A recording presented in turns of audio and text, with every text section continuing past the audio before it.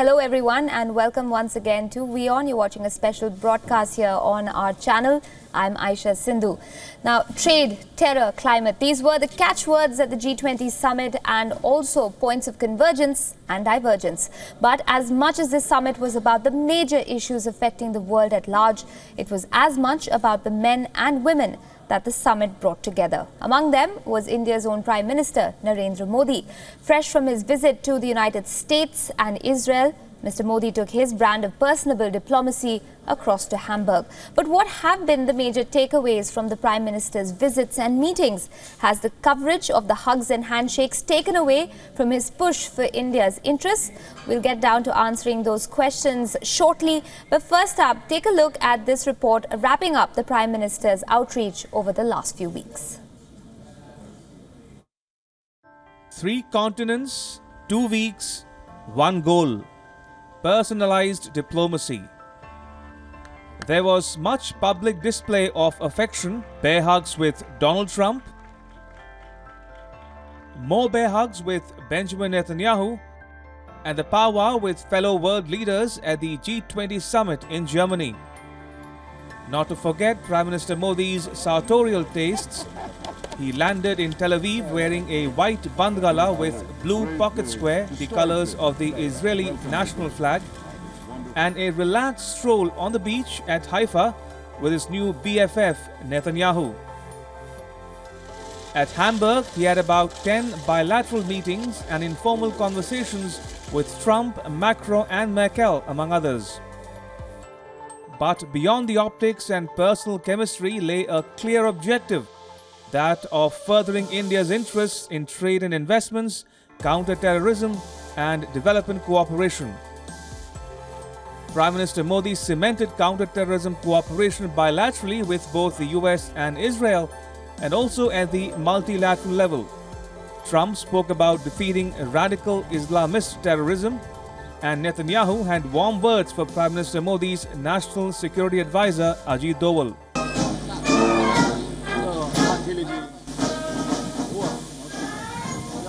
And Prime Minister Modi continued that narrative into the G20 summit at Hamburg, where he proposed an 11-point action agenda for combating terrorism, which found a reflection in the G20 leaders' statement on countering terrorism. Besides the much-anticipated handshake between Trump and Putin, the Modi-Xi Jinping handshake also was much talked about, coming as it did amid the border standoff. Ramesh Ramachandran, WION. All right, so it's been an interesting time for the Prime Minister Narendra Modi. He's wrapped up visits in the United States, where he had his first meeting with the newly elected President Donald Trump, who took charge of the Oval Office just a few short months ago. He then headed over to the Netherlands. Before that, it was Portugal. And just before landing in Hamburg, Prime Minister Modi became the first Indian Prime Minister to make his way across to Israel, where he met Benjamin Netanyahu, the Prime Minister of Israel.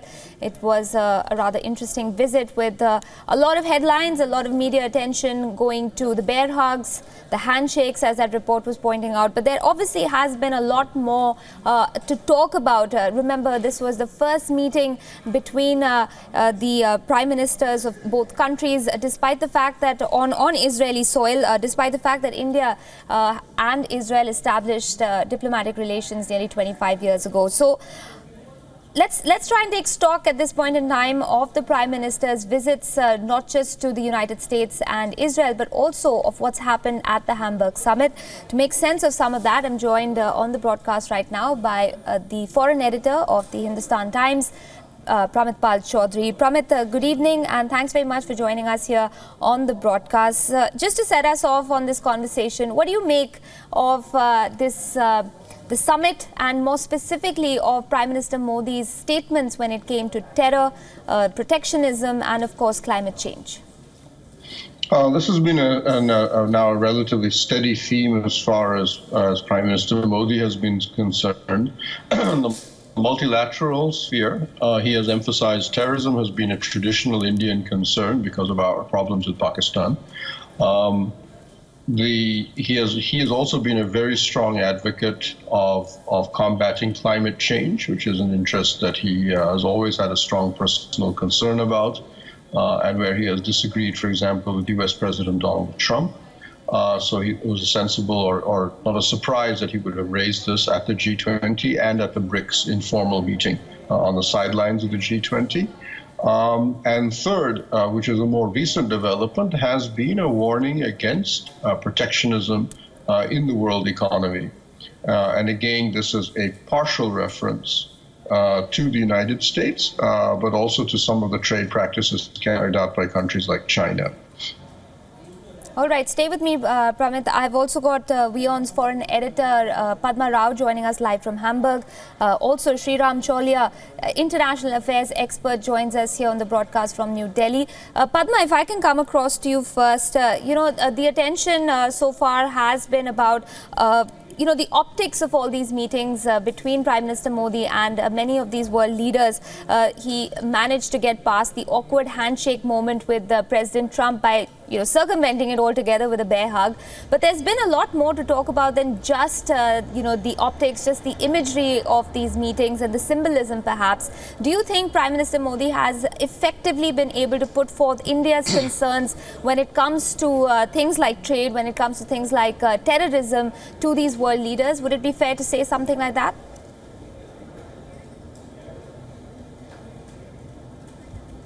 Oh, absolutely. I think this administration overall has been quite firm on those issues in every international global forum. The question is how much of it will fall on deaf ears. But having said that, our economy is in a much stronger position now. Our markets are beckoning. So, this may sound cynical, but if not for those, those will be at least the few attractive elements perhaps for the rest of the world to sit back and listen to what he's saying.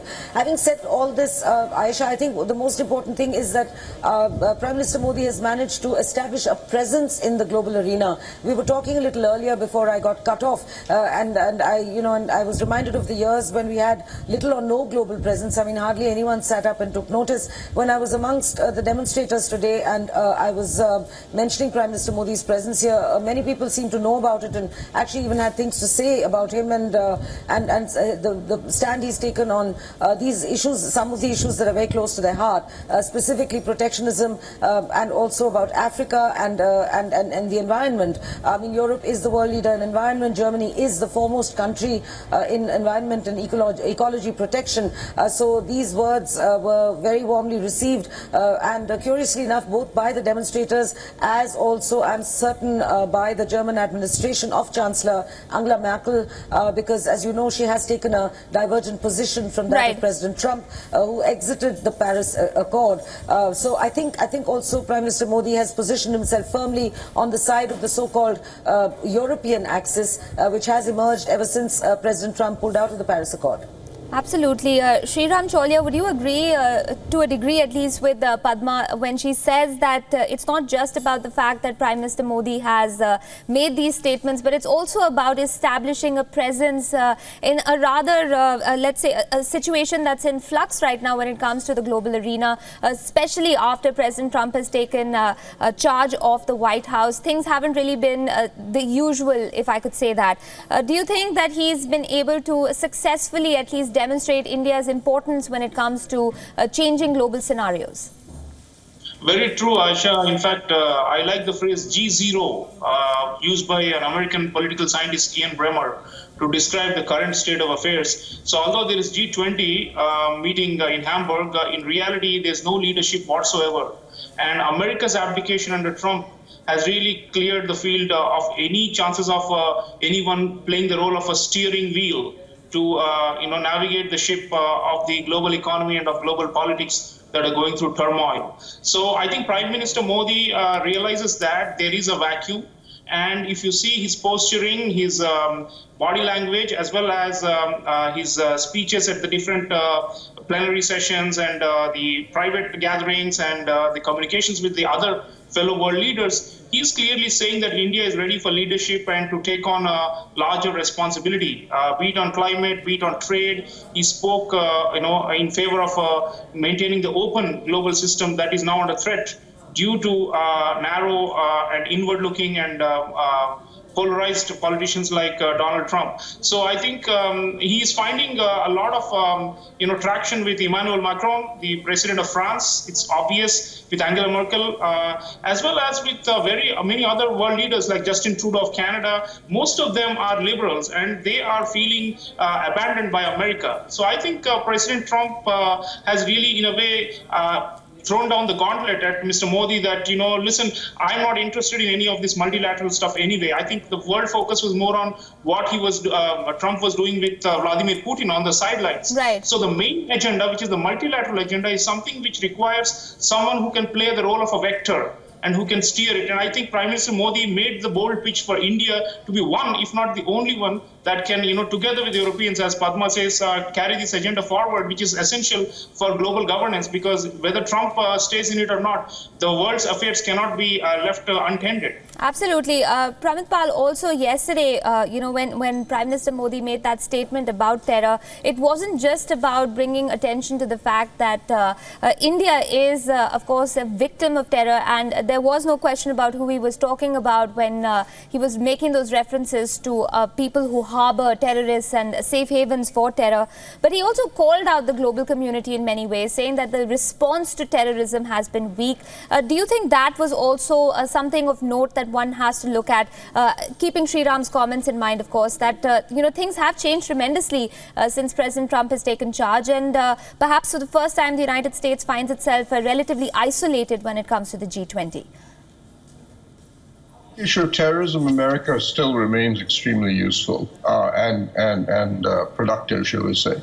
In fact, one of the things that was accomplished by the Modi and Trump meeting was, should we say, an alignment on India and the United States on the situation in Afghanistan, on fighting the Taliban, and to some degree on terrorism emanating from Pakistan. We saw that in the joint statement, and what I've heard in the private meeting was even stronger.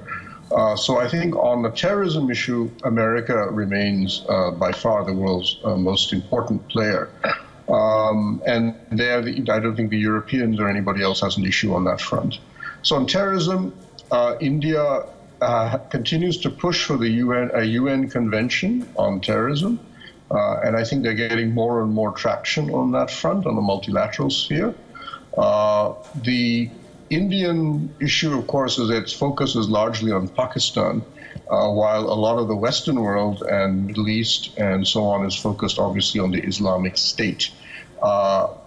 Fortunately for India's policy, the Islamic State's penetration into Afghanistan and the fact that probably, I think, last count 5 or 6 of the terrorist organizations based in Pakistan had some form of IS affiliation means that there is an increasing convergence between what India wants and what the rest of the world is interested in. And I think Modi is sensibly trying to leverage that.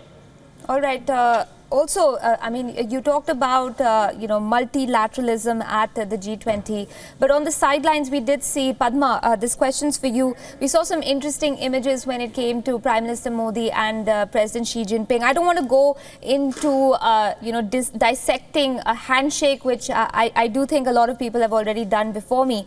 But to speak of the fact that there is an ongoing issue between India and China on the border when it comes to that tri-junction, the fact that Prime Minister Modi still had that short interaction, if you will, with President Xi goes to show perhaps that his personal chemistry with a lot of these leaders is holding him in good stead. Would you agree?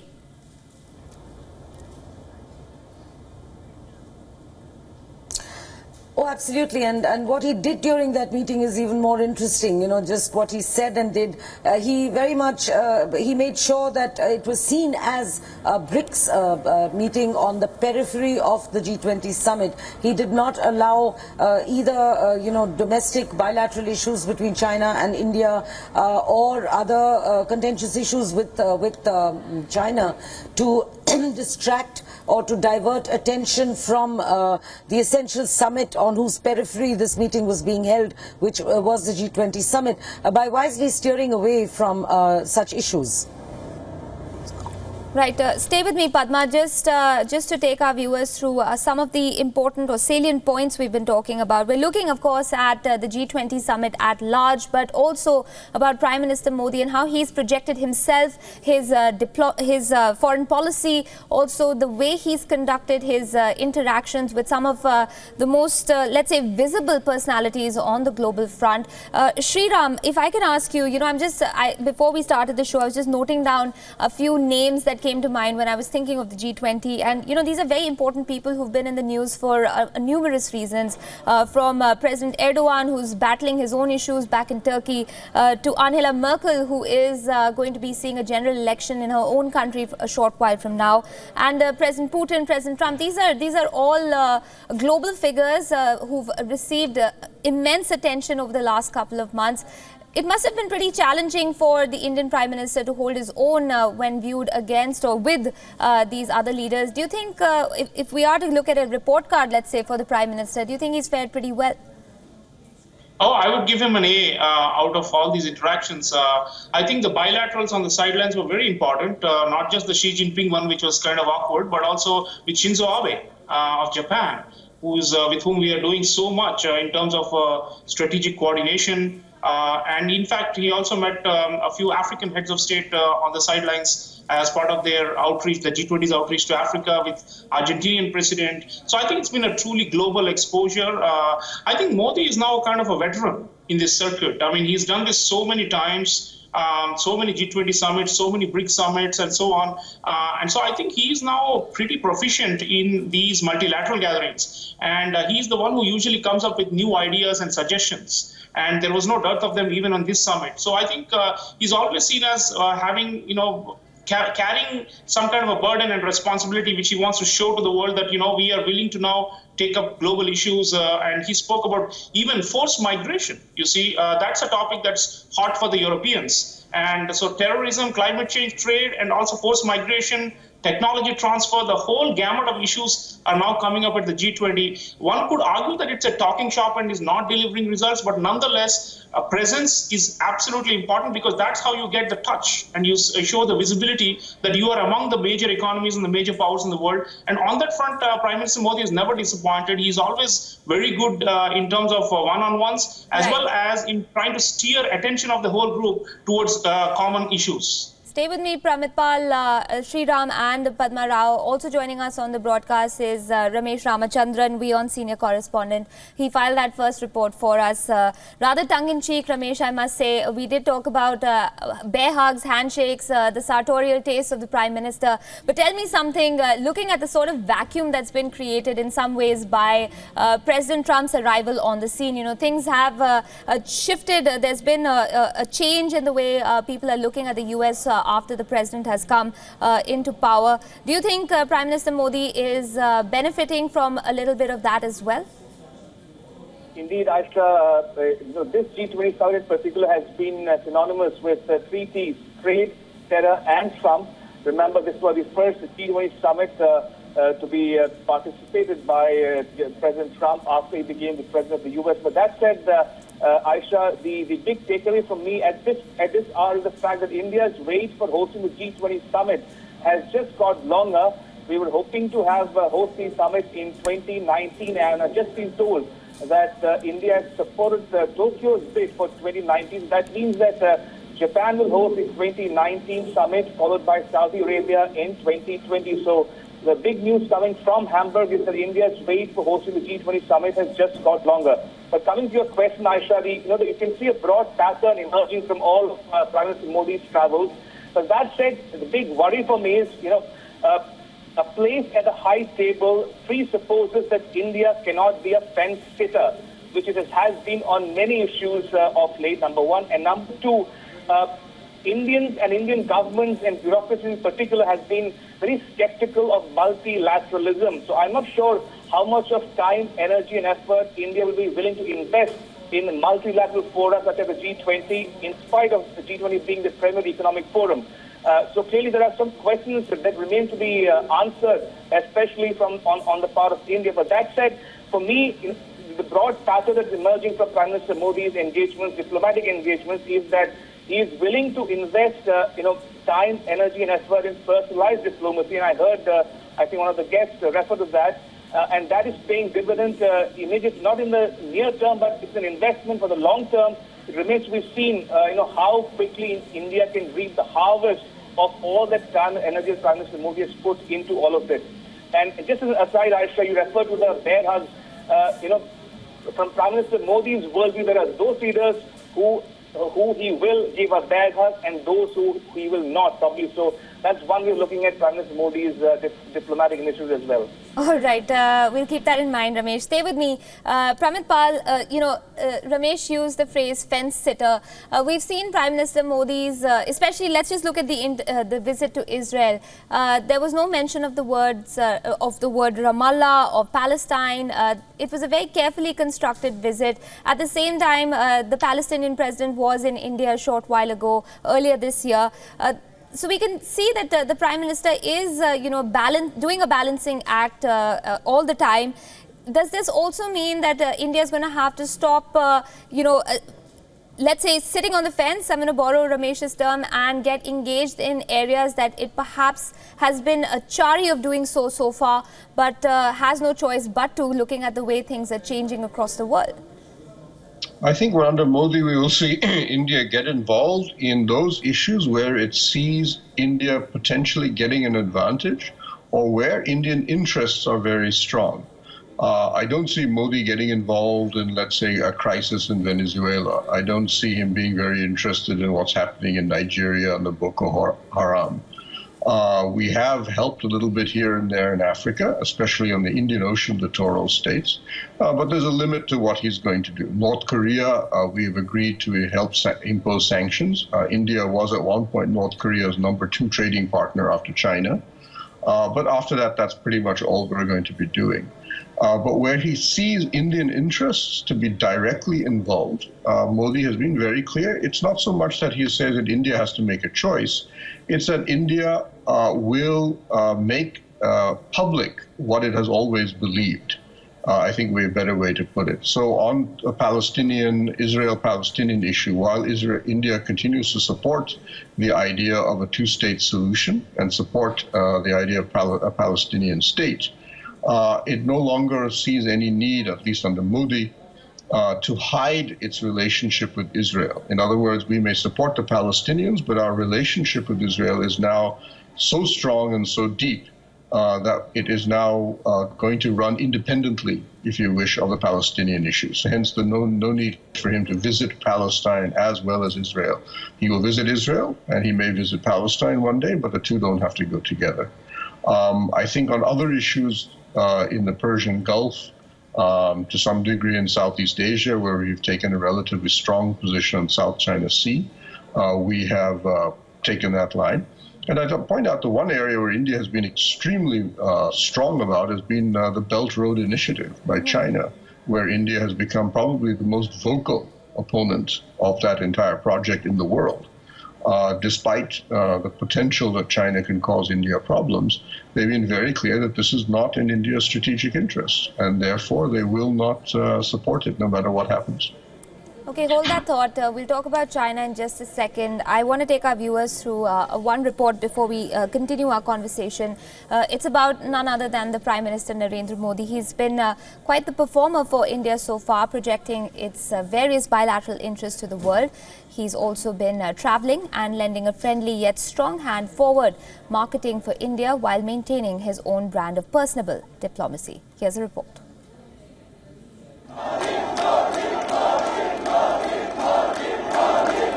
Millions of people voted Prime Minister Narendra Modi's BJP party into power back in 2014. Since then, the Prime Minister has received mixed reactions to his policies and politics alike.